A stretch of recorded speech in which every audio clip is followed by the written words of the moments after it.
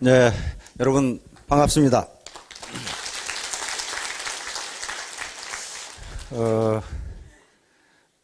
제가 최근에 이 독감에 걸려가지고 일반 감기하고 독감은 조금 다릅니다. 그래서 어제 뉴스를 보니까 인플루엔자 유행이라고 나오더라고요. 그 인플루엔자가 독감인데요. 몇 번 걸렸던 것 같은데 이번에 가장 세게 걸렸어요. 연식이 오래되면 세게 걸립니다. 이게요. 오늘 날씨가 무지무지 추운데요. 걱정하지 마시기 바랍니다. 내일 모레 토요일이 뭡니까? 입춘입니다.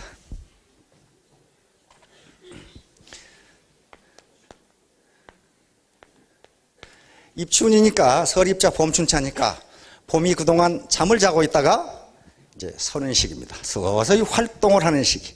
1년 24절 중에 첫 절기가 입춘입니다. 입춘이 지나면은 지금까지 아프셨던 분들이 건강이 점점 회복되고 지금까지 안 되던 일들이 점점 풀리기 시작할 겁니다. 계절이 동하거든요. 계절이 동합니다. 자, 그래서 주역에 천행건이라는 말이 나옵니다. 슬라이드 하나 보여주실래요? 천행건. 여기 하늘천자니까 행은 움직인다, 운행한다 그 말이죠. 하늘의 움직임은 강건하다 그 말입니다. 하늘의 움직임은 이랬다 저랬다 하지 않는다. 하늘의 움직임은 지멋대로 하지 않는다. 법칙에 따라서 강건하게 움직인다. 따라서 이렇게 아무리 추워도 입춘이 되면 봄은 산다 그 말이에요. 입춘이 되면 봄이 온다. 그동안 잠자고 있던 대지가 일어나고 땅속에 있던 새싹들이 나오고 움직이기 시작한다. 여러분 운도 움직이기 시작할 겁니다. 건강도 좋아지기 시작할 거고 그걸 느껴보세요. 입춘이 지나면요 건강이 점점 좋아지기 시작합니다. 왜? 이게 기운이 움직이기 시작해요. 기운이. 그래서 주역에 천행건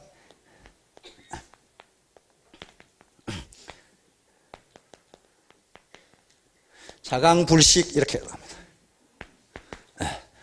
하늘의 움직임은 굳건하니까 즉 자연의 법칙은 변함이 없으니까 봄, 여름, 가을, 겨울 변함이 없잖아요. 아무리 추워도 입춘이 지나고 나면 또 추위가 반짝 추위가 있는데 이렇게 춥지 않습니다. 그 반짝 추위에서도 새싹은 돋아나게 돼 있어요. 들에 가서 보세요. 분명히 돋아납니다. 제가 엊그제 들에 나가 봤더니 벌써 골짜기에는요 버들가지가 새파랗게 지금 되고 있어요. 하늘의 움직임은 굳건하니 이건 강할 강자입니다. 강할 강자. 이거와 같은 자예요. 스스로 강하게 해서 쉬지 말고 노력하라. 그 말이에요. 하늘의 움직임은 굳건하다. 자연 법칙은 굳건하니까 너는 그러면 누가 너를 강하게 할 것이냐? 누가? 내 스스로. 네 스스로 강하게 해서 불식. 쉬지 마라. 휴식한다 식자입니다. 쉬지 말고 노력하라. 그러면 하늘의 움직임처럼 네 운도 솟아날 것이다. 그런 말이에요. 지금요. 자, 그래서 입춘이 되면은 입춘방 또는 입춘첩이라고 그러죠. 입춘첩이라고 그래가지고 이거 대문 양쪽에다 이렇게 붙이잖아요. 대문 양쪽에. 그것은 무슨 그게 뭐 부적도 아니고 주문도 아니고 일종의 자기 긍정입니다. 내가 이번에는 이렇게 해서 또 이런 일이 있었으면 좋겠다. 긍정심리학이에요. 긍정심리학. 가장 많이 쓰는 게 입춘대길. 입춘이 돼서 크게 길하고 요건 대문 왼쪽에 주로 붙여요. 대문 왼쪽에다가 이렇게 팔자 모양으로 붙이죠. 오른쪽에는 건양다경 해가지고 그러니까 이 입춘이 돼서 크게 길하고 따뜻한 봄 햇빛처럼 많은 경사가 있었으면 좋겠다. 그러면 여러분도 이제 입춘이 돼서 크게 길하고 오늘 마침 잘 오셨어요. 크게 길하고 따스한 햇빛이 비치는 것처럼 여러분 가정에 개인에게 많은 경사가 있었으면 좋겠습니다.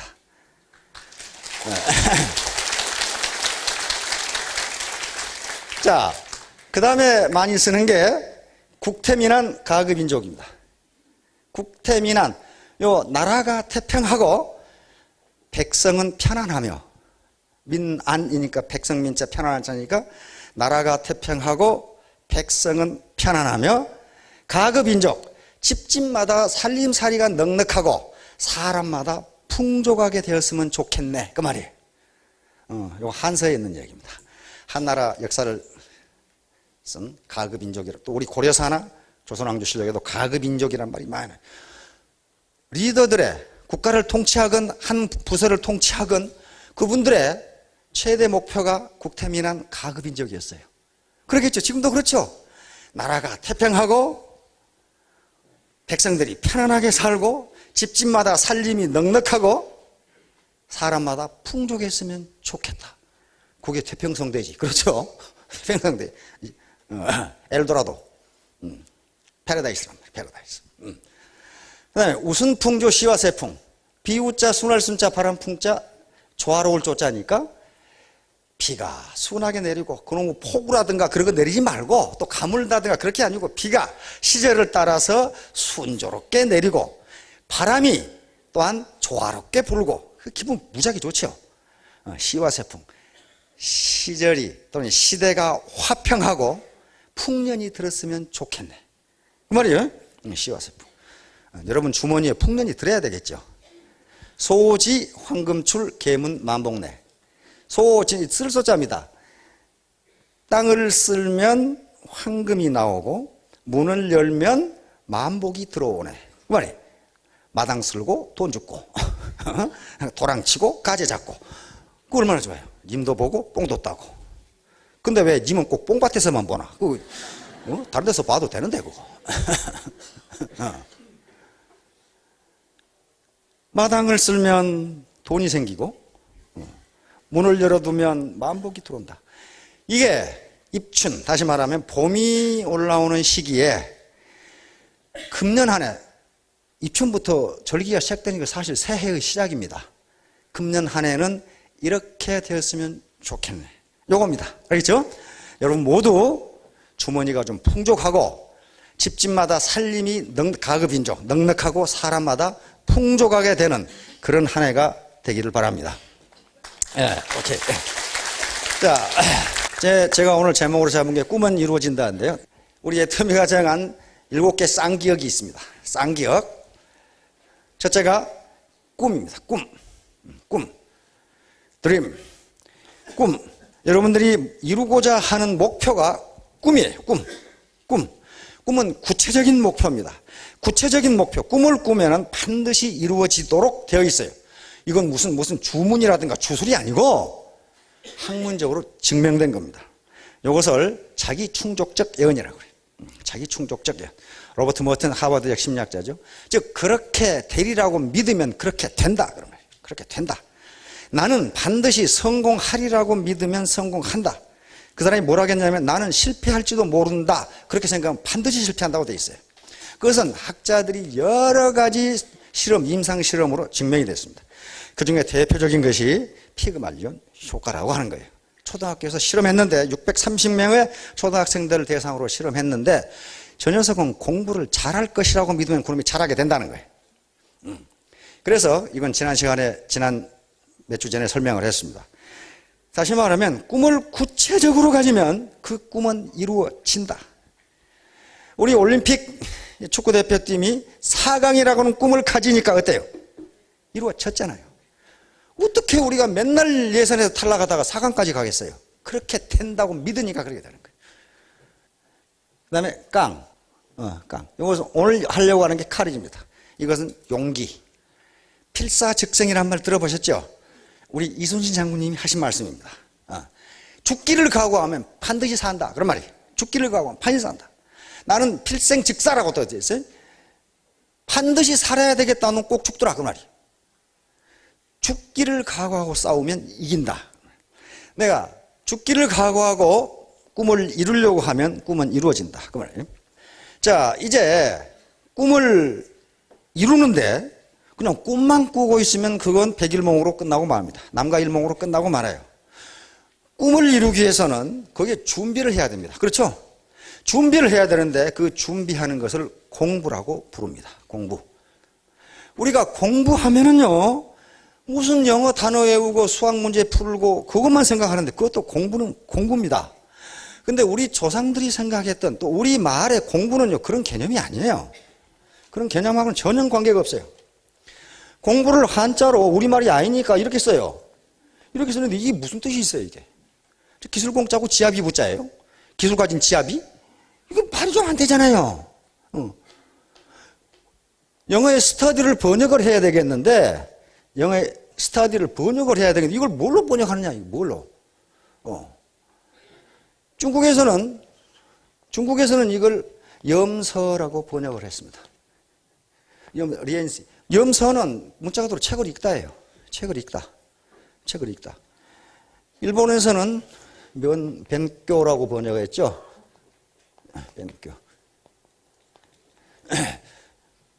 벤교. 이것은 하기 싫은 걸 억지로 하다. 참 번역 기가 막히게 했어요. 그렇죠? 하기 싫은 걸 억지로 하다. 참 공부 더럽게 하기 싫죠. 참 번역 한번 잘했다. 그런데 우리 조상들은 번역을 더 잘해놨어요. 공부. 이게 무슨 말이냐 이 말이에요. 공부. 공부. 뭐 기술 가진 지압이? 그게 아니고, 여러분 시중에 요 도장 가면 쿵후 하는 데죠. 쿵후.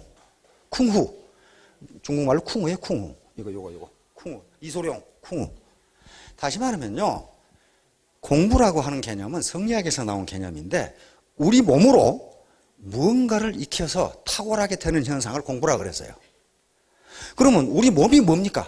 우리 몸에는 머리도 있고 마음도 있고 그 다음에 우리 육체가 있어요. 이게 다 성리학에서는 우리 몸이에요. 몸입니다. 몸.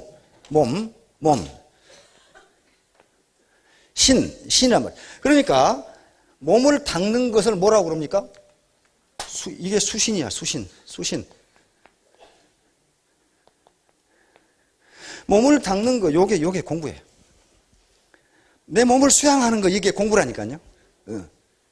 그러니까 공부는 세 가지가 있습니다. 뭐가 있습니까? 머리로 하는 머리 공부.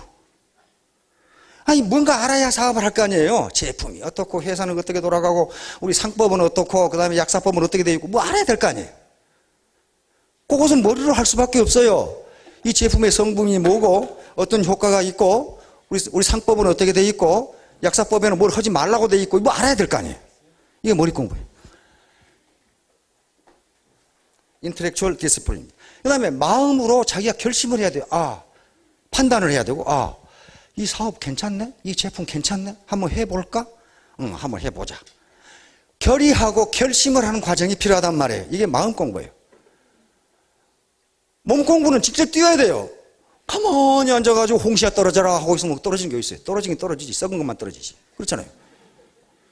따라서 이 세 개가 합해지지 않으면요, 머리, 마음, 몸, 이게 합해져야 드디어 성공할 수가 있다.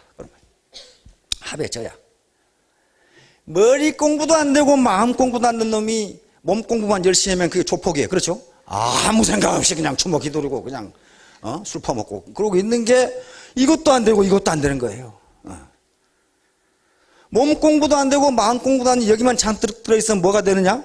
사기꾼이 돼. 사기꾼. 그렇죠? 야, 사기쳤는데. 근데 요즘 TV에 뉴스에 어떻게 사기쳤다는 얘기를 좀 뉴스가 나오면 저 말이 무슨 말인가 그래요. 무지무지 어려워요. 이것만 잘 돼 있다면, 이것만. 따뜻한 마음도 없고 지 몸을 움직여서 뭔가 해볼 생각도 없어요. 요거 해가지고 사기쳐 먹는 거예요. 머리도 안 되고 몸도 안 된 놈이 마음만 돼 있으면 말만 많아. 말로 다 해보려고 그래.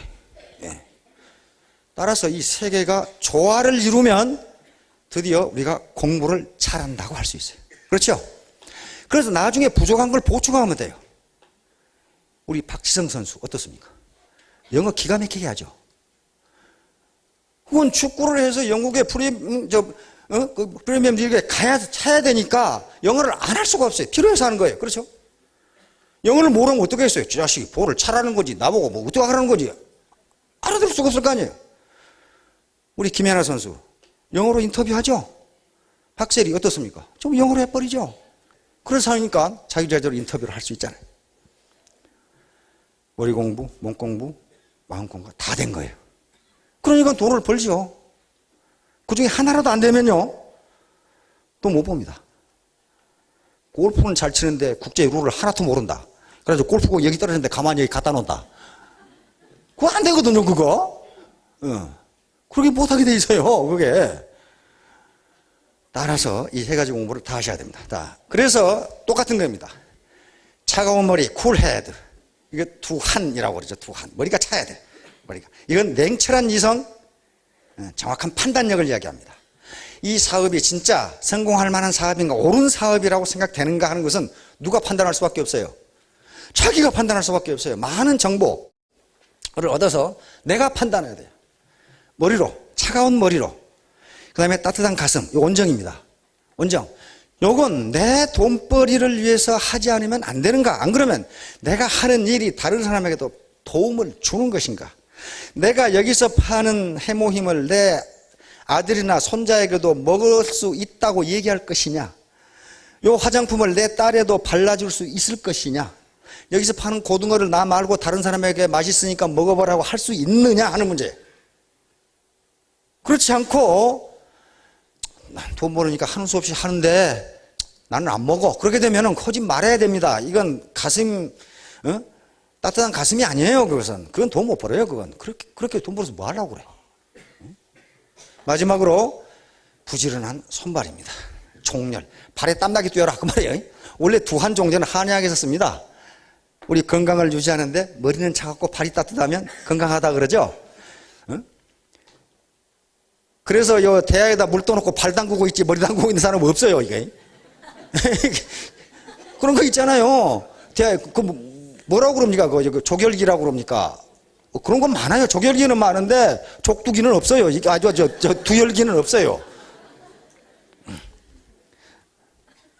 하여간에 차가운 머리, cool head, warm heart, 그리고 diligent hand and foot. 이 세 가지가 모두 갖추어져야 합니다. 어느 하나가 빠져도 안 돼요. 머리도 좋고 열심히 하지만은 따뜻한 가슴이 없으면 사기치기 딱 좋아요. 그렇게 해서는 안 됩니다. 그렇게 돈 벌어서 뭐 하겠어요, 그걸. 자, 성공의 충분 조건. 그러면 세 가지 잘하면 성공하느냐? 안 그래요. 운이 있어야 돼, 운. 참, 운이 되게 없는 사람이 있죠. 마침 버스에서 들을 만한 노래가 나오는데 안대방송 나오죠. 다음 정거장은? 그래가지고, 그러다가 다 베려버리지. 이런 식으로 뭐가 안 맞으면요, 운이 안 맞으면 안 되게 돼 있어요. 그런데 보세요. 이 운자가 이게 운입니다. 포춘. 운이 무슨 운자예요? 움직일 운자예요. 운은 움직인다는 거예요. 원래 이 말을 만들 때 그랬어요. 운은 움직인다. 다시 말하면 운은 가만히 있는 데 온 것이 아니고 자기가 준비하고 기다리면 움직이는 운을 잡을 수 있다. 그런 말이에요. 아이고, 나는 운이 없어서, 그건요, 운이 왔을 때 잡을 수 있는 준비가 안 돼 있으니까 못 잡은 것 뿐이에요. 못 잡은 것 뿐이에요. 그래서 그 서양 신화, 즉 그리스 신화에서는 그것이 카이로스라고 하는 것으로 나옵니다. 자, 카이로스를 한번 보세요. 카이로스는 어떻게 생겼냐면요, 이게 기회의 신입니다. 제우스 아들이에요. 제우스 올림퍼스 신 중에 두목이 제우스지요. 그 아들이니까 요 카이로스는요, 빨개 벗고 있어요. 옷을 안 입었잖아요. 옷을 안 입었죠? 빨개 벗고 있어요. 그리고 등에 날개가 이렇게 달려 있어요. 날개가 달려 있고, 여기 지금, 여기 칼을 들고 있죠? 왼손에 칼, 낫이잖아요, 낫. 이게 칼입니다. 오른손엔 저울이에요. 여기 저울이 이렇게 있어요. 앞에는 수염도 나 있고, 여기가 머리가 많이 나 있어요. 근데 조각을 뒤에서는 못 찍었으니까 뒤에는 대머리예요.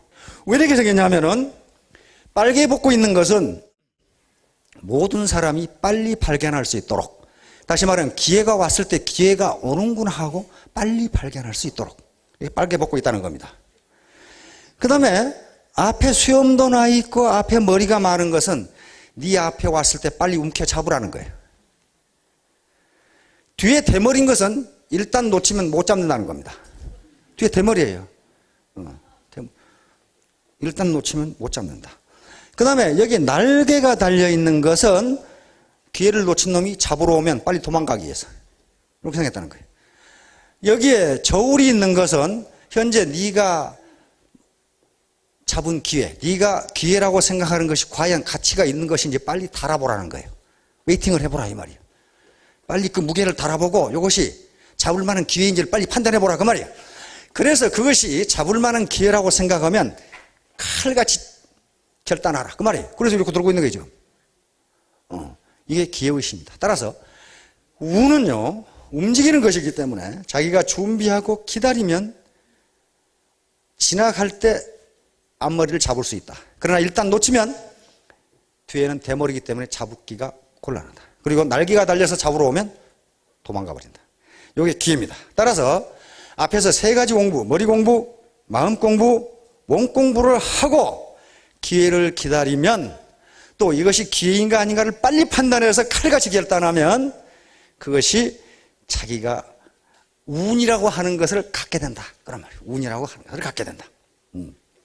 자, 짐 캐리 알죠? 표정 연기로 아주 그냥 아주 캐나다 출신입니다. 캐나다 출신인데 아버지가 사업에 실패해가지고 집도절도 없었어요. 그래서 폐차장에서 먹고 자고 했습니다. 혼자 폐차장에서 하루 한 끼 식사가 맥도날드 햄버거 하나였어요. 그걸로 줄임배를 채우고 다녔던 아주 불우한 소년이었습니다. 그런데 항상 이 자기 지갑에는 1,000만 불짜리 수표를 가지고 다녔어요. 지가 만들어가지고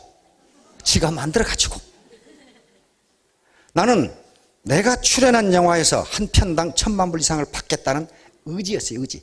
그게 부적이 아니고 자기 꿈을 확실하게 한 거예요. 나는 언젠가는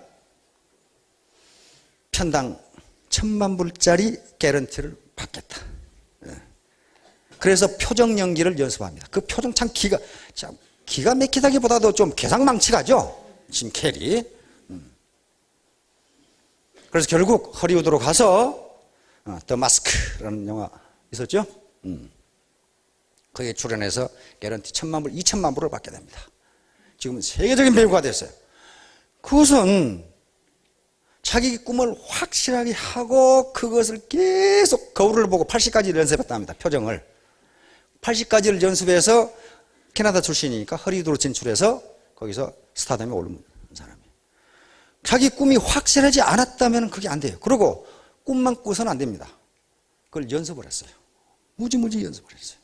영화 많이 봤죠? KFC 설립자입니다. 커넬 할랜드 샌더스. 근데 창업할 때가 나이가 몇 살이었느냐? 65세. 1,009번 거절 당하면서 돌아다닌 기간이 3년. 그래서 68세에 1,010번째 만에 납품을 합니다. 이 양반들은 꿈이 분명했기 때문에 이룰 수가 있었어요. 자, 이제 용기와 의지 내 깡인데 두 번째 깡, 카리지입니다. 정신력입니다.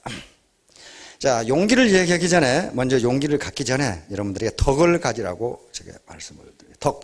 용기와 덕은 이게 이율배반적인 것 같지만은 같은 개념입니다.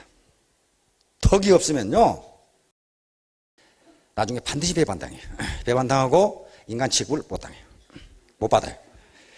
우리가 장군을 통상 용장, 지장, 덕장 그러잖아요. 용장, 지장, 덕장. 용장 특히 대표적인 인물이 장비입니다. 장비. 삼국지에 유비, 관우, 장비 있죠.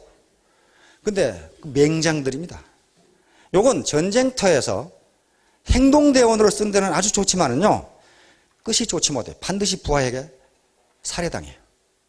용장이라는 게 인정사정 없는 사람들이거든요. 이거 피도 눈물도 없는 사람들이에요. 그래서 장비 같은 거 어떻게 죽었습니까? 잠자다가 부하가 찔러 죽였죠. 아주 개죽음 당하는 거예요. 근데 역사상 용장들이 대부분 죽음이 종말이 그렇게 돼요. 부하들이 찔러 죽여요. 부하들이. 왜? 덕을 베풀지를 못했어요. 지장은 머리 가지고 싸우는 사람들입니다. 머리 가지고 대표적인 인물들이 삼국지의 제갈량이나 손자병법의 손자나 지장들이죠. 병서에 중국 병서에 머리로 싸우는 자는 몸으로 싸우는 자는 머리로 싸우는 자를 이기지 못한다 이렇게 돼 있어요. 못 이깁니다. 몸으로 싸우는 자는 머리로 싸우는 자를 이기지 못해요. 맹장이나 용장들이 많았지만은 전부 다 손자 밑이었고 제갈량 밑이었어요. 그렇죠? 머리로 싸우는. 그러나 결국 나중에 손자도 쫓겨납니다. 제갈량도 제 뜻을 펴지 못하죠. 그것은 유비의 덕이 있었기 때문에 가능하다. 유비의 덕. 덕장은 두고두고 영웅 취급을 받습니다. 덕장. 대표적인 게 유비라든가 우리 이순신 장군 같은 경우는 세 가지를 다 겸하신 것 같아요. 굉장히 부하 훈련을 엄하게 시켰어요. 그리고 23번 해전을 해서 23번 이긴다. 그건 세계 전사상 있을 수가 없는 얘기예요. 엄청난 지략을 구사했죠. 공부도 무지무지하게 했습니다. 그리고 자기 밑에서 싸우다 전사한 가족은 평생 책임을 졌어요. 덕입니다. 그러니까 그 부하들이 이순신 장군을 위해서는 목숨을 버리는 게 아깝지가 않아요. 왜? 내가 죽더라도 내 가족을 이분이 책임져 준다. 저만 잘 먹고 잘 싸우고 저만 출세하려고 했으면 그렇게 하겠어요? 다 도망가지. 왜? 내가 살아야 될 거 아니야. 내 가족, 내 죽고 나면 내 가족 엉망진창이 되는데 그 덕을 가진 덕. 2차 대전 때 이 연합군 총사령관을 했던 아이젠하워 장군이 있습니다. 아이젠하워 이름 기억하시죠? 미 육군사관학교를 졸업했는데 성적이 별로 안 좋았어요. 성적이 안 좋았는데 공부를 못했다 그런 게 아닙니다. 뭘 했냐면 운동을 했어요. 아메리칸 풋볼 있죠. 풋볼 선수였어요. 싸움 대장에다가 7째 아들 중에 3째 아들인데 몸이 가장 약했다고 그러면 형제 중에. 그런데 그 마을에 가장 덩치 큰 놈하고 싸움이 붙었는데 누구나 봐도 아이젠하워가 진다 했어요. 그런데 하루 24시간을 싸웠다고 그래. 둘이. 그리고 어떻게 했어요? 두 놈 다 나중에 일어날 힘이 없어가지고 덩치 큰 놈이 내가 졌다 그랬더니 내가 졌다. 왜? 죽으라고 물고 안 늘어져. 죽기 살기로 덤빈 놈한테 당할 놈이 없어요. 그렇죠? 당할 놈이 없어요. 그런데 아이젠하워 뭐라고 하느냐? 아니야 내가 졌다 그랬어요. 바로 이 아이젠하워 장군이 임관을 해서 진급이 무지무지하게 안 돼. 진급이. 그러나 계속 자기 일을 굉장히 성실하게 했어요. 성실하게. 메가더 장군 밑에서 참모를 했고 마샬 장군 밑에서 참모를 했고 이렇게. 그런데 2차 대전이 터진 거예요. 2차 대전이 터지니까 벼락으로 원수까지 진급해요. 왜냐하면 유럽 전선에서 전투를 해야 되는데 전쟁을 해야 되는데 그 당시에 유럽에서 유일하게 살아남은 나라가 영국입니다. 그리고 대영제국이 그 당시까지 세계를 지배하고 있기 때문에 영국군 장군들이 콧대가 보통 높은 게 아니에요. 그리고 미국 알기를 개딱으로 알아요. 양키라고 양키 촌놈들 그렇게 알아요. 그러니까 영국군 장성이 연합군을 지휘해야 된다고 생각하고 있어요. 그 다음에 프랑스의 자유 프랑스군 드골 있죠. 드골. 콧대가 보통 높은 사람이 아니죠. 원래 코도 높아요. 이렇게. 높은 데다가 보통 고집이 싼 사람. 그 드골도 미군 알기를 개딱으로 알고 있고 미군은 드골 알기를 개딱으로 알고 다 망한 놈은 말이야. 그런데 그 당시에 유럽 전선에 싸우고 있는 군대 수가 가장 많은 나라가 미국이야. 미국이기 때문에 미국 입장에서는 미국 장성이 요 연합군을 지휘해야 돼. 그렇죠? 근데 그 마땅한 인물이 없어요. 마땅한 인물을 찾은 게 아이젠하워입니다. 아이젠하워. 벼락으로 출세를 시켜서 원수계급장을 달고 가요. 그런데 영국군의 가장 골치 아픈 장군이 누구냐? 몽고메리 원수예요. 몽고메리. 영국 역사상 가장 위대한 장군 중에 한 사람입니다. 바로 저기 북아프리카 알 아라메인 전투에서 롬멜 전차 군단을 격파한 그 장군이 몽고메리 원수예요. 그게 몽고메리예요. 그 양반이 영국군 참모총장을 하고 있었는데 그런데 이 아이젠하워가 덕이 있는 사람이기 때문에 그 밑에 패튼이라고 하는 맹장이 있어요. 패튼. 그걸 전부 미군들을 따둑거리고 영국군 프랑스군들을 따둑거려서 하나로 묶어버린 게 아이젠하워 원수입니다. 덕이 있었기 때문에 그래요. 하루는 아이젠하워가 아이젠하워 원수가 부관하고 같이 계단을 이렇게 걸어 내려오는데 밑에 쫄병한 놈이 올라가다가 여보게 담배불 좀 주게 그러단 말이요. 그러니까 부관이 얼마나 놀랬겠어요. 이게 말이야 이등병 놈이 원수한테 여보게 담배불 좀 주게 이렇게 했단 말이야 지금. 그러니까 이제 부관이 화가 났는데 하면서 아이젠하워 원수가 담배불을 척 붙여주니까 턱 꼬나 물고 담배를 피면서 보니까 이게 아이젠하워 원수야. 이게 자기 담배불을 묻혀준 사람이 지금. 그래서 아이젠하워 원수가 부관에게 뭐라 했냐면은 이 사람아 우리는 위에서 내려가니까 저놈 계급장이 보이지만은 저놈은 밑에서 올라오니까 내 계급장이 보이지가 않네. 그렇잖아요. 구두밖에 안 보이지 계급장이 어떻게 보이겠어요? 에? 그런데 저놈 보고 내가 뭐라고 하면 어떻게 되겠나? 그렇게 된 거야. 덕이 있는 사람이죠. 그래가지고 연합군 총사령관에 대해서 노르만디 상륙작전이라고 하는 사상 최대치, 앞으로는 그런 상륙작전은 없습니다. 그 상륙작전을 성공해야 어떻겠습니까? 베를린으로 진격할 수가 있어요. 그거 실패하면 연합군이 집니다, 이제. 근데 그걸 성공시킨 거예요. 아주 복잡한 과정인데. 전투기, 항공기, 군용기 15,000대. 상륙군 300만 명. 이걸 어떻게 지휘하겠어요? 연합군인데. 거기다 독일군은 전부 해안에 진지 포진하고 있지. 그걸 상륙작전을 성공시켜서 결국 2차전을 승리로 이끕니다. 그러고 나서 이제 돌아오게 됩니다. 이제 원수가 됐죠. 그런데 예편하고 나서 48년에 예편을 하는데 자기가 스스로 원수 계급장을 원수에서 퇴임을 하게 됩니다. 미국은 원수가 종신계급입니다. 퇴임을 하고 있으니까 콜롬비아 대학 총장으로 모셔가게 됩니다. 총장이 있는데 교수들이 총장한테 건의를 했어요. 이 학생들이 말이야 지나다니지 못하는 잔디로 자꾸 지나다녀가지고 잔디가 죽는다 이가 이놈들 처벌해야 되겠다 이게. 그때 아이젠하워의 명언이 나옵니다. 어이 이 사람들아 그 자꾸 그쪽으로 지나다니면 거기다 길을 만들어주면 될 거 아닌가. 그 길을 만들어줬어요. 그러니까 교칙도 위반 안 하고 잔디도 안 죽고 그러잖아요. 그걸 그쪽으로 지나다니는 이유가 있을 거란 말이에요 지금. 그렇죠? 그럼 거기다 길을 만들어주면 되지. 그게 아이젠하워입니다. 콜롬비아도 총장을 하고 있는데 한국전쟁이 터집니다. 1950년. 그렇죠? 한국전쟁이 터져서 다시 원수로 다시 복귀합니다. 그래서 미국에서 한국전쟁을 지휘합니다. 물론 여기서는 메가더 원수가 지휘를 했어요. 극동군 사령관. 그런데 메가더 원수가 크루만 대통령에게 말을 듣지 않다가 해임당하고 실제적으로 한국전쟁을 지휘한 게 아이젠하워 원수입니다. 본토에서. 그래서 공화당 대통령으로 출마해서 당선이 됩니다. 그때 공약이 뭐였냐면 내가 한국에 가서 한국전쟁을 끝내겠다 그랬어요. 실제로 1952년 대통령에 당선돼서 한국 야전에 오게 됩니다. 그리고 다음에 60년에 또 옵니다. 대통령이 또 와요. 대통령 2번 했거든요. 8년.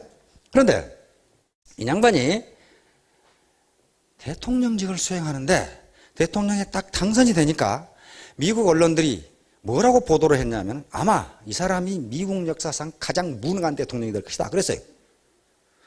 왜냐하면 이 양반은 참모들이 올린 보고서를 읽어보지도 않고 사인해요. 읽어보지도 않고 사인하고 국무회의를 하면은 안건에 대한 논의보다 골프 얘기를 더 많이 해. 골프 얘기를. 그러니까 이렇게 무능한 대통령이다. 근데 지금은 미국의 가장 위대했던 대통령 10명 중에 한 사람으로 들어갑니다. 왜냐하면 그 당시에 미국이 가장 강했고 미국의 경제가 가장 번성을 했어요. 왜 그렇게 됐냐? 아니나 다를까 이 양반은 업무 시간에 골프 치다 걸렸어 기자들한테. 그래서 기자들이 맹비난을 퍼부었어요. 대통령이 집무 시간에 골프 치고 있다 이거야. 그런데 아이젠하워 대통령은 하나도 당황하지 않고 대답을 했습니다. 나는 미 합중국 대통령이 해야 할 일이 2가지가 있다고 본다. 하나는 어떤 자리에 어떤 사람이 가장 적합한 인물인지를 찾아내는 일이다. 그래서 그 사람을 그 자리에 앉히는 일이다. 그리고 가장 그 일을 잘하는 사람을 그 자리에 앉혔으면 그 사람이 그 일에 대해서는 나보다 더 잘하니까 그 사람이 알아서 하면 된다. 또 한 가지 미 합중국 대통령이 해야 할 일은 똑같은 문제를 놔두고 국무성과 국방성이 서로 자기가 옳다고 다툴 때 양쪽 얘기를 잘 들어보고 어느 쪽이 맞은지를 판단해 주면 되는 것이다. 이게 미 합중국 대통령이 해야 할 2가지 일이다. 나는 이것을 하는데 모든 신경을 집중하기 때문에 어떻게 하면 옳은 사람을 골라서 옳은 자리에 앉힐 것인가, 어떻게 하면 서로 티격태격하는 것이 누가 옳은 것인가를 판단하는 데 있어서 나는 골프 치는 시간에 그게 가장 잘 된다. 그러니까 나는 골프를 치는다. 앞으로 계속 칠 거다. 맞는 말 아니에요 지금? 에? 그래야지 시시콜콜 간섭하고 너 이랬냐 저랬냐 일이 되질 않습니다. 사람을 뽑아서 그 자리에 앉혔으면 그 사람을 믿지 않으면요 그 사람도 일 엉망으로 해요. 왜 이 양반이 결제에 읽어보지도 않고 사인했느냐?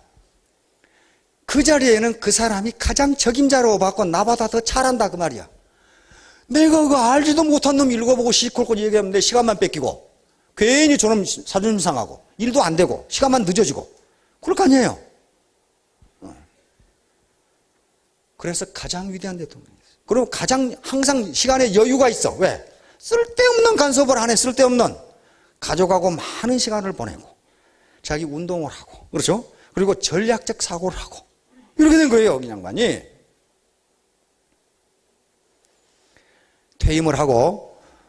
퇴임을 했습니다. 대통령에 당선되면서 자기 원수직위를 반납을 했습니다. 국가에. 대통령이다 국가 원수, 육군 원수이면 이게 모자를 2개 쓰고 있는 것이 돼가지고 대통령직이 끝나자 미 의회는 즉각 회의를 소집해서 아이젠하워 원수로 다시 복귀시켜줬어요.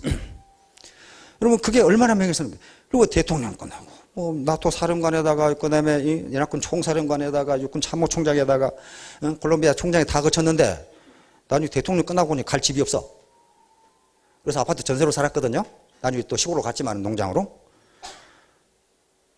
근데 그 아파트에 누가 살고 있습니까? 현역 원수가 살고 있는 거야. 그러면 장군이 살고 있는 데는 항상 장군기가 개양되거든요. 그 아파트 주민들이 얼마나 자부심이 있겠어요. 미 성조기와 원수기가 동시에 개양되는 거예요. 자기 아파트에 지금 아이젠하워 원수가 살고 있는 거예요, 지금. 그런 식으로 덕이 있으니까. 그리고 그렇게 해놓고 모든 잘된 일을 부하의 공으로 다 돌렸어요. 그 장관 그 임명해 놨더니 기가 막히게 한다, 이게. 난 아무것도 모르는데 그놈이 다 한 거란 말이야, 지금. 전부 다 자기 부하에게, 이건 내가 잘한 게 아니고, 그 사람 앉혀놨더니 이거 일을 기가 막히게 한다, 이게. 그게 아이젠하워 원수예요. 덕을 쌓은 거예요, 덕을. 용기가 있는 분이에요. 용기가 있는 분인데, 패튼 같은 경우는 맹장입니다. 패튼이 해임된 이유가 병원에 갔더니 어떤 놈이 몸이 성성한 놈 병원에 있어. 너 왜 그러냐 그랬더니 전쟁 공포증에 걸렸어. 노이로제. 그러니까 거기서 뺨다기로 후려가려고 했거든. 젊은 놈이 무슨 전쟁 공포증이냐 말이야. 그래서 결국 패튼이 해임됐거든요. 아이젠하워도 똑같은 케이스가 있었어요. 연합군 총사령관인데 병원에 하면 그런 놈이 있어. 패튼은 맹장한 뺨다기로 후려가겠는데 아이젠하워는 뭐라 그랬냐면 맞아 그럴 거야. 나도 총사령관이지만 나도 두려워. 나도 겁나 지금. 예? 사령관 더 겁납니다. 더 겁나요. 위에 장이 되면요 더 겁나요. 이게 망하면 어떨 거 하고. 그런데 이 사람아 그래도 겁나더라도 우리가 해야 할 일이 있어. 그렇게 된 거예요. 똑같은 건데 덕을 가진 사람과 그냥 용기만 있는 사람은 다르잖아요. 결국 패튼은 중간에 해임되고 나중에 마누라 선물 사러 가다가 교통사고로 죽어버렸어요. 미 육군사관학교 가면은 도서관 앞에 패튼 장군 그 맹장입니다. 패튼 전차군단을 이끄는 장관인데 패튼 장군 동상이 있습니다. 도서관 앞에. 그래서 안내하는 사람한테 와 이 패튼 장군 동상을 하필 도서관 앞에 세워놨냐고 그랬더니 이 양반은 생도 4년 동안 한 번도 얘기 안 했기 때문에 계속 서 있으라고 여기다가 2차 대전을 한참 진행하는데 미 공수 2개 사단이 공정사단 2개가 독일군 4개 군단에게 포위가 돼 전멸할 위기에 처했어요. 미 공수사단, 공정사단이죠. 이걸 구해야 돼. 그걸 구해야 되면 어떻게 했어요? 독일군 포위망을 돌파해야 되죠. 독일군 포위망을 돌파해야 돼. 그런데 패튼은 시간만 나면 아이젠하워를 욕했거든. 저 패기도 없는 놈, 무슨 백골도 없는 놈, 맨날 희죽희죽 웃고 결제 올리면 읽어보도 않고 사인해주고. 근데 아이젠하워 한수위야. 딱 그렇게 되니까 이게 공정사단이 전멸을 위기에 처하니까 패튼 이렇게. 패튼이 저걸 할 수 있다. 그래서 패튼에게 전차군단을 줘서 그걸 돌파합니다. 그래서 그 2개 공정사단을 살려내요. 패튼이 맹장이죠. 막 밤낮없이 행군을 해가지고 독일군 포위망을 뚫고 2개 공정사단을 살려냅니다. 그게 맹장이에요. 맹장만 할 수 있어요. 그렇죠? 그러나 그 맹장을 쓰는 건 아이젠하워였어요. 지장, 덕장 2개를 겸비하고 있는 아이젠하워. 이런 식으로 우리가 일을 하는데 그럼 아이젠하워는 어떻게 그렇게 할 수 있었는가 하는 거예요. 항상 여유가 있고 항상 가족과 같이 지내고 그리고 전략적 판단을 기가 막히게 하고 그렇게 할 수 있었던가. 그건 그만한 이유가 있습니다. 그걸 아이젠하워 법칙이라고 이야기하는데요.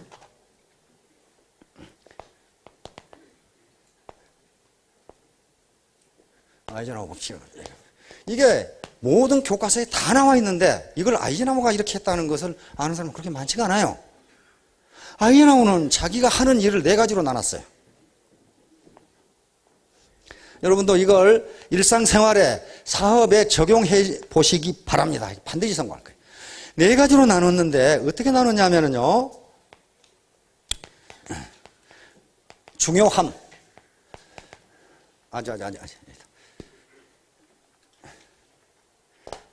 긴급함. 긴급함. 긴급하지 않음.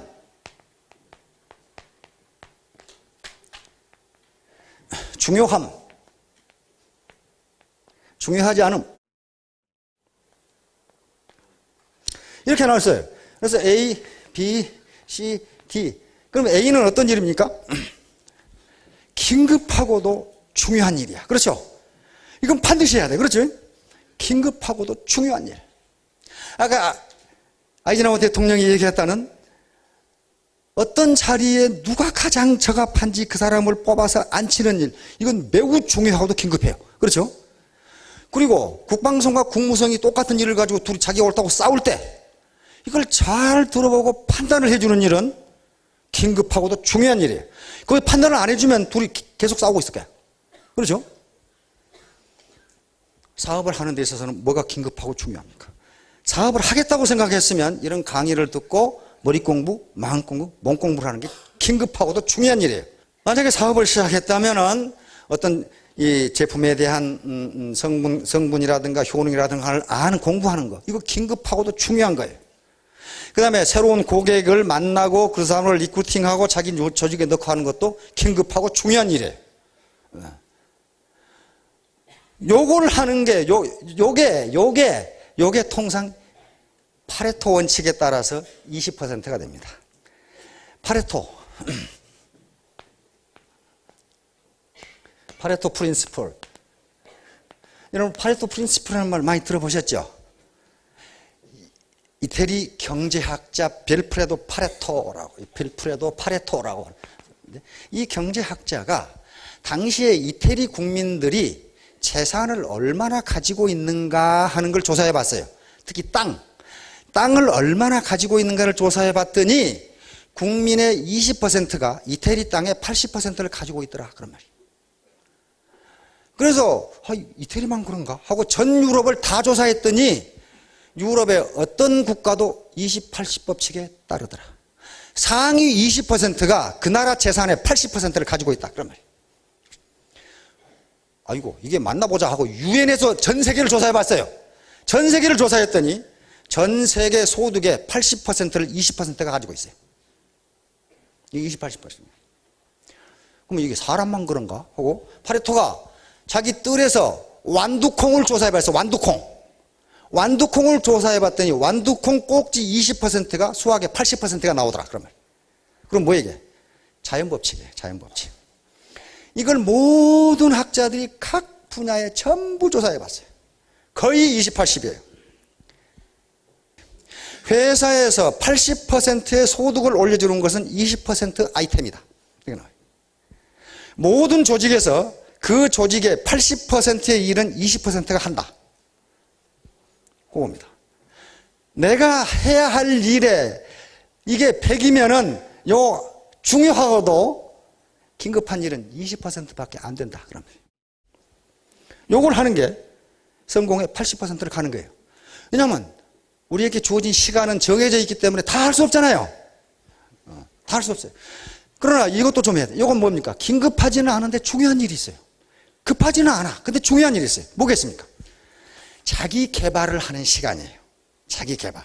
제 능력을 독서도 해야 되고 부모님께 찾아뵙기도 해야 되고 또 친구 관계도 유지를 해야 되고 이건 당장 오늘 부모님 안 찾아뵌다고 해서 큰일을 낳을 것은 아닌데 그러나 그거 중요한 일이다 그 말이에요. 계속 미루다 보면 1년 내내 한 번도 못 간다 그런 말이에요. 지금. 긴급하지는 않지만은 중요한 일이다 그런 말이에요. 왜 이걸 해야 되냐면요. 요걸 평소에 부실하게 해놓으면 요 일이 닥쳤을 때 요 일을 해결하지 못한다 그런 말이에요. 지금. 제품 공부를 부실하게 해가지고 고객을 만났는데 설명을 제대로 못한다. 이거 안 되는 거예요. 자, 근데 사람들은 여기에 시간을 많이 써야 된다고 생각하는데 가장 많이 시간을 쓰는 게 요거하고 요거예요. 안 그럴 것 같은데 그래요. C는 뭐냐면은 긴급한데 중요하진 않아. 뭐가 있습니까? 그 많은 문자, 이메일, 그 다음에 쓸데없는 보고서, 회의가 많은 조직일수록 그 조직은 망해간다고 생각하면 돼요. 회의가 긴데 결론은 뭐냐 하면은 다음에 다시 회의하기로 결정하고 이게 뭐란 말이야 이게. D는 이게 긴급하지도 않고 중요하지도 않은 연속극 보느라고 계속 채널 돌리고 앉아있고, 사무실에서 우연히 지나가다 찾아온 친구하고 차 한잔 놓고 이놈 죽일 놈, 저놈 죽일 놈, 다 때려 죽일 놈 하고 쓸데없는 험담이라 하고 1시간 보내고, 이게 뭐예요? 긴급하지도 않고 중요하지도 않은 얘기예요. 그런 것들이 많아요. 긴급하지도 않으면서 중요하지도 않은 일, 이것은 아이젠하워 장군은 과감하게 생략을 했어요. 이건 안 된다. 요것은 부하에게 맡겨. 그건 네가 알아서 해. 그리고 요 두 가지만 했습니다. 미 합중국 대통령이 해야 할 가장 중요한 일, 그 자리에 누가 가장 적합한지 그걸 판단을 해서 앉히면 그놈이 알아서 한다. 내가 왜 간섭하느냐. 아이젠하워 장군을 연합군 사령관으로 보는 사람이 조지 마셜 장군입니다. 미군 두 번째로 원수가 된 양반이에요. 그 앞에는 퍼싱 원수가 됐고, 퍼싱 원수는 1차 대전 때 미 원정군 사령관입니다. 미 육군사관학교에 올라왔는데 대위 때 필리핀에 파견돼서 대위 때 필리핀 국민을 안무하고 그 다음에 적을 제압하고 하는데 얼마나 탁월한 능력을 발휘했던지 루스벨트 대통령이 대위를 장군으로 진급시켜버렸어요. 바로 대통령은 진급권이 있습니다. 진급권이 있기 때문에 대통령이 누구를 뭘로 진급시키는 것은 대통령 권한이에요. 그런데 탁월하게 지휘를 했어요. 그래서 미군 최초의 원수가 됩니다. 그 밑에 부관이 누구였느냐? 바로 마샬 원수였어요. 처음부터 그렇게 된 게 아니고, 마샬이 원정군으로 미 1차 대전 때 유럽에 갔는데 퍼싱 원수와 그 퍼싱 중장이죠. 퍼싱 중장이 사단장을 크게 질책을 했어요. 그 사단에 누가 있었냐면 마샬 소령이 있었단 말이에요. 이것도 안 되고 이것도 안 되고 이것도 안 되고. 그런데 마샬 소령이 퍼싱 중장에게 항의를 했습니다. 사령관님, 제가 할 말이 있습니다. 그런데 보니까 그만한 소령놈이 할 말이 있다 그러니까 그냥 가려고 그러니까, 가려고 하는 사령관을 틀어잡고 뒤로 돌아해가지고 그냥 돌려가지고 사령관님께서 우리 사단장님한테 지시하신, 질책하신 그것은 틀렸습니다. 이건 사단장님이 할 일이 아니고 사령관님이 해 주셔야 됩니다. 물자도 없고 병기도 없고 아무것도 없는데 우리 사단장님이 어떻게 합니까? 그렇게 한 거예요. 우리 같으면 어떻게 됐습니까? 조인트 사거리 앞으로 하죠? 응? 이 새끼야, 이마 사령관한테 제가 소령이 임마. 그런데 역시 퍼싱 장군은 장군이에요. 깜짝 놀랐어요. 소령이 하는 얘기를 듣고. 그리고 그래. 그거 말고 또 내가 해줘야 할 일이 뭐가 있나? 이렇게 된 거야. 역시 덕이 있죠. 2차 대전과 1차 대전을 승리로 이끈 것은 바로 그 마샬 원수의 덕이에요. 그 당시 미국은 고립주의였기 때문에 유럽 주구가 전쟁을 하든 말든 우리하고 무슨 상관이냐 아메리카하고, 그 생각인데 아니었어요. 마샬은 아니다. 히틀러가 세계를 지배하면 세계가 불행해진다.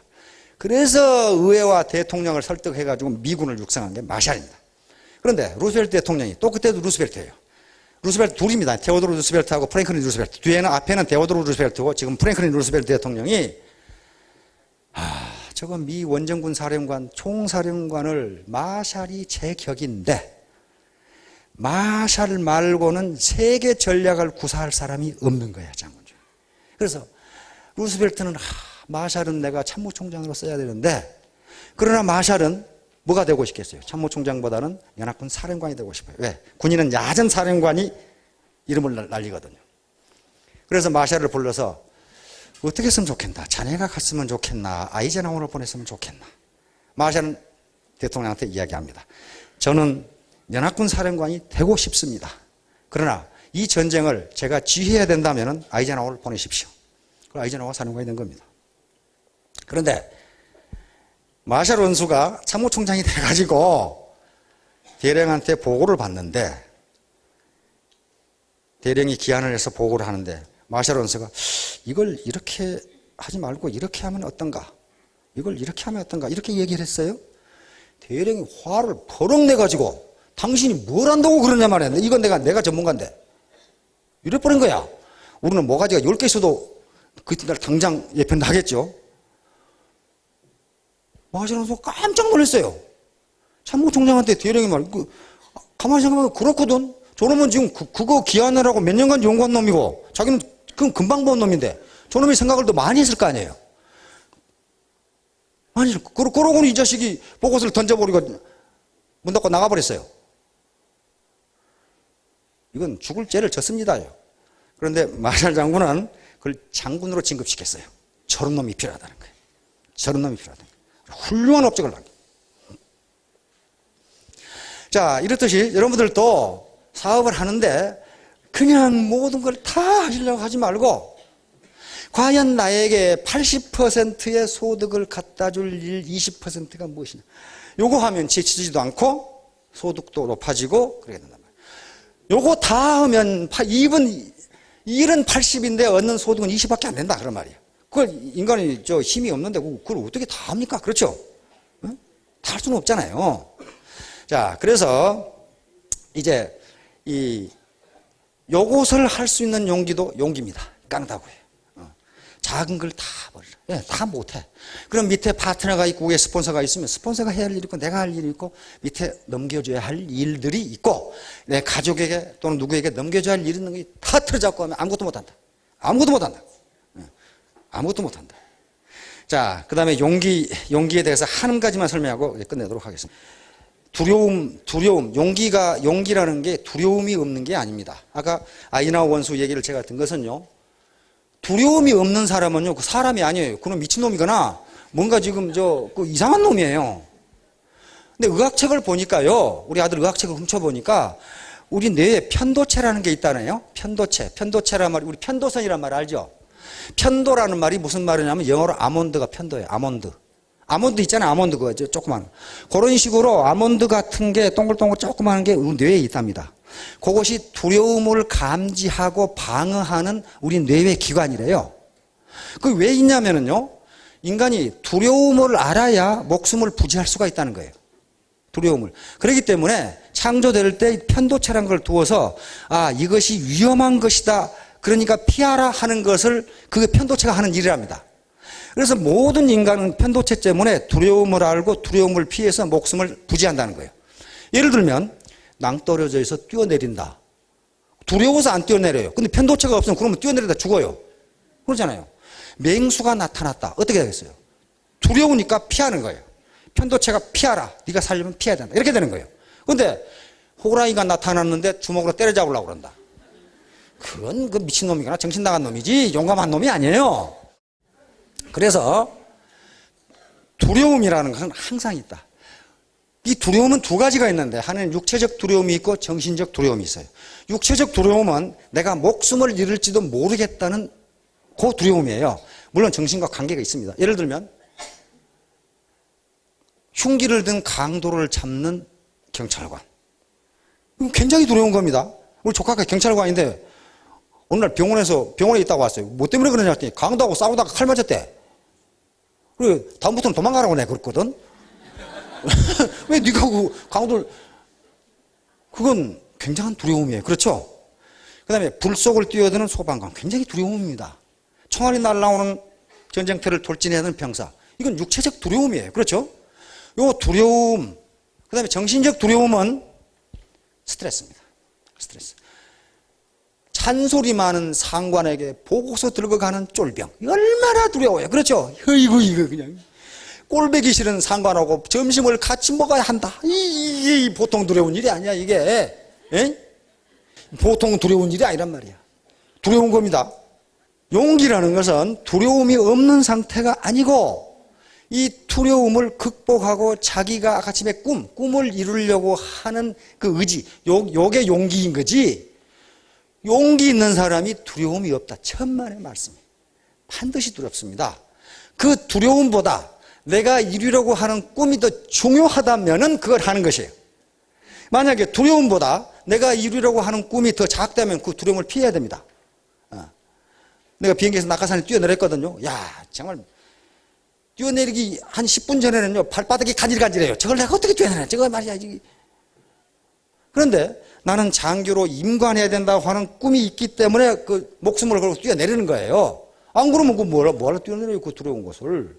그렇듯이 여기 스트레스 받고 새로운 조직에 들어와서 이게 좀 쪽팔리고 지금 쪽 많이 팔린 사람 있을 거예요. 저도 쪽 많이 팔렸거든요. 요 두려움이 내가 이루려는 꿈보다 더 가치가 낮다면은 그것을 극복할 수 있는 용기가 필요합니다. 이게 깡다구예요. 깡다구. 이게 깡다구예요. 깡다구란 말이 사전 찾아보면 또 없어요, 또. 사투리인지 뭔지는 모르겠는데, 그러나 우리가 일상적으로 쓴단 말이에요. 그래서 깡다구라는 것은 필사직생. 다시 말하면 두려움을 극복하고 내가 생각하는 꿈을 이룬 것. 요게 용기입니다. 요걸 가지고 금년 한 해, 입춘이 내일 모레니까 돼지가 살아나듯이 전부 다 살아나셔서 부자 되시기 바랍니다. 감사합니다.